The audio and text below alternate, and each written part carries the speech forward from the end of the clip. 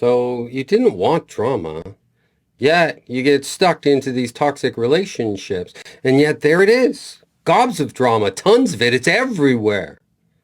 So what you did was learn to keep the peace, right? Because you remember in your mind, you don't want drama.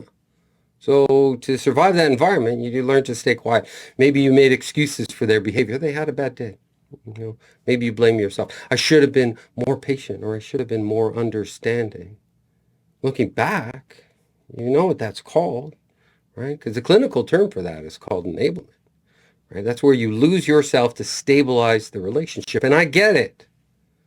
We were in survival mode. It was a survival state. And we're not thinking about long term here. We just want to get past whatever this is, get through this piece of drama. But silence in those places, it doesn't actually equal peace. And we're going to learn that. We have to learn that the hard way because we learn to suppress our emotions and our needs.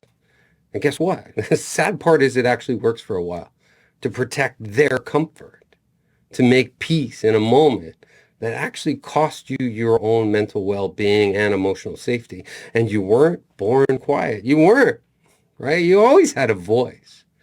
You were trained to be. You were actually groomed to be.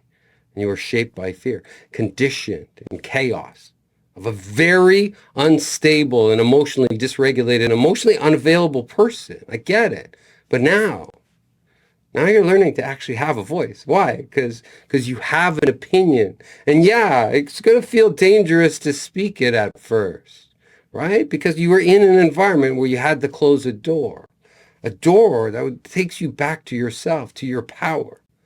So when we open that door and when we start to speak, yeah, guess what? Your voice is going to be shaky at first. It's going to tremble. And when that happens, keep going.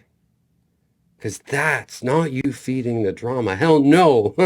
That's the beginning of the you that they couldn't condition out of you. And that voice will get stronger, slowly at first. And it's going to be a little shaky for a while. Yeah, I get that. But at some point, it's not going to be that shaky. And when you start to speak, you will notice you will never be silenced again, not by toxic drama. So let it play out in other people's lives, but not yours. Not anymore.